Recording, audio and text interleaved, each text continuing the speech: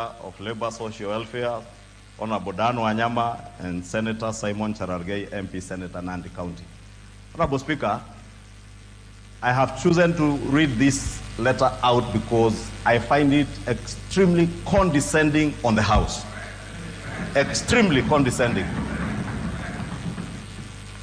And while I appreciate that the minister has opted to come to the House, he has appeared to the House on invitation by the House, not him inviting himself, as he seems to imply in this letter.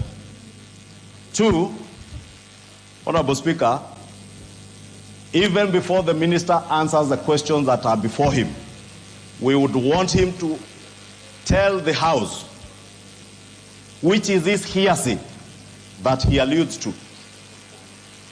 Two, Honorable Speaker, or three,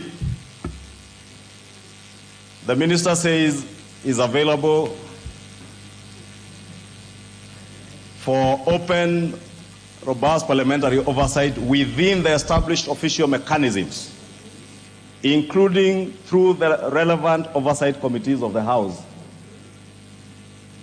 In my reading and interpretation of that statement, it seems, Honorable Speaker, that the minister is alluding that he is okay to appear before the committees, relevant committees, but he has a problem with being oversighted by plenary. And it must be on record, Honorable Speaker, neither the leader of majority nor any member of parliament is here serving at the whim of any cabinet secretary. We are here as the people's representatives to oversight cabinet secretaries and officers of government in line with our mandate as espoused in Articles 94 to 96 of our Constitution. Therefore, Honorable Speaker, I found this letter rather condescending to the institution of Parliament. And when a minister says that we are raising issues on hearsay, it is only fair, not to the leader of majority or to the Honorable Anjuku Muhia who raised that issue and the other members who spoke to it. And Honorable Speaker, I do not care about what Honorable Cherargei may have said or might have said outside Parliament, whether on Twitter or Facebook or anywhere else. But what is transacted within the plenary of this House, we do so rightfully as members of Parliament who oversight government. And Honorable Speaker, for the record, I want to state it to this minister and all ministers. As leader of majority, I do not hold brief for any cabinet secretary. I am hired by the people of Kikuyu and the members of the Kenya Kwanza coalition to lead them as a first amongst equals. But that does not take away my role to oversight anybody. From His Excellency the President, in the executive, all cabinet secretaries, and anybody, whatever cadre you are in the executive, I will hold you to account and I will oversight you. Therefore, Honorable Speaker, I needed that to be made clear for the record, for this cabinet secretary and others, because some may be misguided to believe that as leader of majority, I am here holding brief for cabinet secretaries. When it comes to matters of accountability, I will hold you to account as if I am the leader of minority. I will hold you to account the same way a member of ODM or WIPA would hold you to account, because that is my mandate, Honorable Speaker. But when it comes to advancing and pushing government business and agenda in the House, I will do the same with the same gusto and energy. I will oversight you. Therefore, Honorable Speaker, I wanted it to be clear that as much as I work for the Kenya Kwanza Alliance as the leader of majority and for the people of Kenya, that must never be misconstrued to mean that I will not hold any minister to account. The very reason the President moved the House to amend our standing orders is because none other than the President, who has hired cabinet secretaries, want these cabinet secretaries to be accountable to the people through their elected representatives.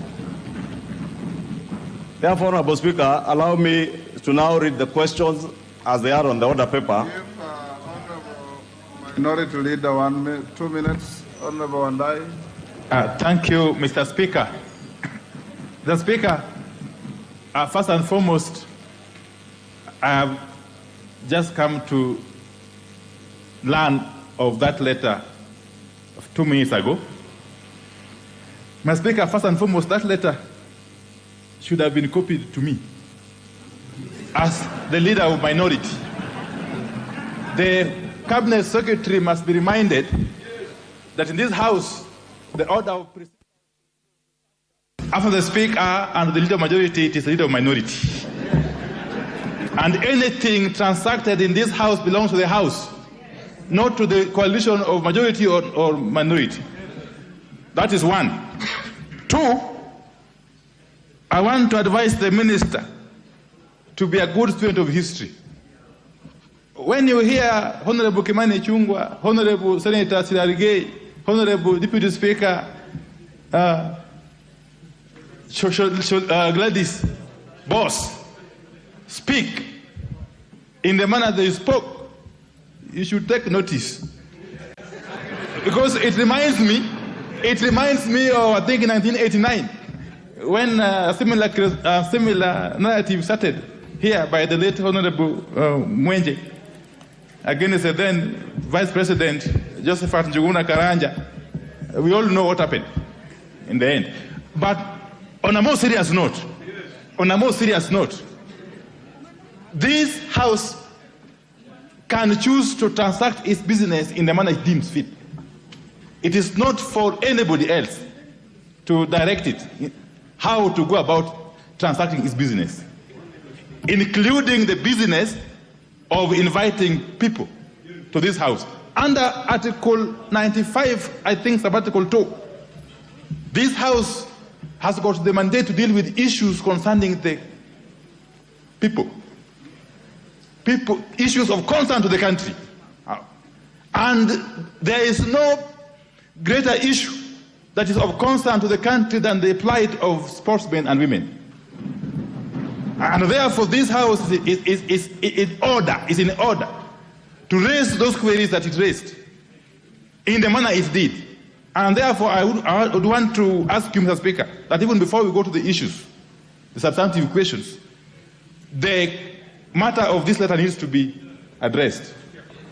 Yes, by way of you making a pronouncement, where this is the way we shall be proceeding in this house. You know, as a coalition, I've got issues with ministers coming here. I'm sure you know that, Honorable Speaker. But even as they come, we must set the record straight on how they are going to engage with this house and how they're going to treat issues that emanate from this house, Mr. Speaker. Mr. Speaker, anything that is pronounced on the floor of this house does not really belong to the person making the pronouncement. It is the house. And if the leader of majority or the leader of minority or any other member raises an issue on the floor of this house, it ceases being their issue. It ceases being their personal issue.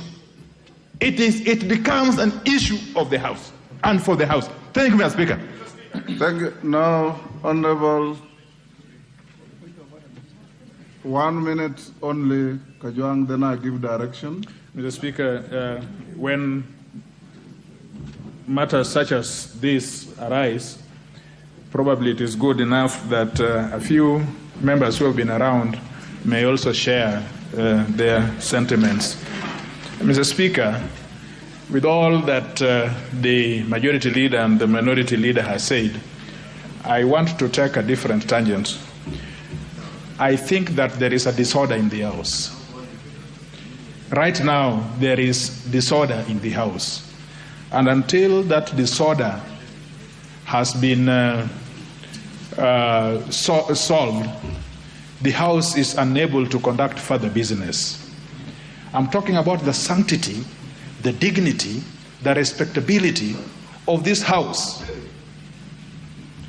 To find, when we changed the standing orders, to allow cabinet secretaries and other people that could be invited to this house to deal with us in terms of statements, we did not give them the privilege to walk into this house. They must know they are strangers. Right now, they are strangers. And at best, they can only be witnesses, whom we summon from time to time in our own wisdom, and only to participate and say the things that we want them to say here. Yes. For a witness, even before appearing before us, to give us a lengthy lecture about hearsays and say that what we are doing here, we are purporting to do the things that we are doing here. We are purporting. And to allow this witness to write to the Speaker, where is even the protocol of writing to the speakers of the houses? Once we have issued the summons, and the Constitution allows us that we can summon anybody, whether in plenary or in committee, to come before us. Now, how is it that a witness decides, therefore, raises upon a stool and decides to address the presiding officer of this house and lectures him accordingly? And this witness is reminding us of the traditions and the culture that we should adopt when we deal with these matters.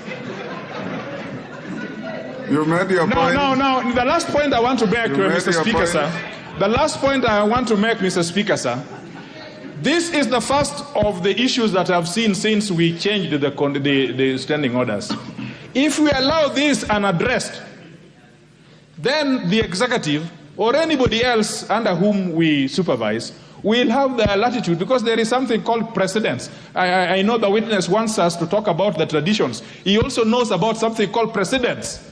If we allow him to go with this unattended, then of course we have lost our value in holding these people to account. Thank you, Mr. Speaker. I think that there is a disorder in the House, and until this disorder has been dealt with by getting this insubordinate witness, this very insubordinate witness, well, not hostile. Hostile will give me problems, but insubordinate to this House.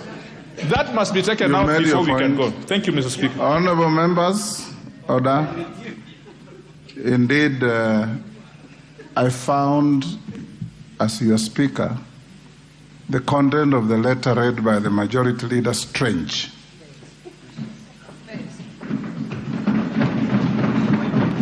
And this goes, Majority Leader inform all Cabinet Ministers that they come to answer questions guided by you as the Majority Leader, who is the nexus between this House and the Executive, and writing to Mr. Speaker after he has given direction is inadvisable. So going to the future, you may need to communicate to all Cabinet secretaries on how to engage the House, and more particularly, once the Chair has given direction on the matter, no minister has any right to give value judgment on that direction. Because what the content of that letter is giving value judgment on the direction of the Chair is out of order. And to cut a long story short, Minister, you will be required to rescind in totality the contents of that letter, tender an apology to the House, then we move on with answering the questions that are before us. Go ahead, Minister. Thank you, Mr. Speaker. Honorable members of this very august House, let me, Mr. Speaker, from the outset, make it absolutely succinctly and unambiguously clear that I subject myself to the authority and oversight of this House in totality. that should not be in doubt whatsoever, Honorable Speaker. Let me also make it clear that the correspondence that has been referenced here was authored and conveyed in good faith, and I would apologize unreservedly if in any way that letter has created... Don't give a conditional apology, Minister. Just cut a long story short. An apology should be unequivocal and clear. Mr. Speaker. Cut the long story short. Rescind the contents thereof. Apologize to the House. We do business. There are a lot of bills pending after this. Mr. Speaker, may I therefore, with a lot of respect, withdraw that correspondence and unreservedly tender an apology to the Honourable House. Thank you. May I proceed, sir? Let the Majority Leader read out the questions, and then you can proceed to answer.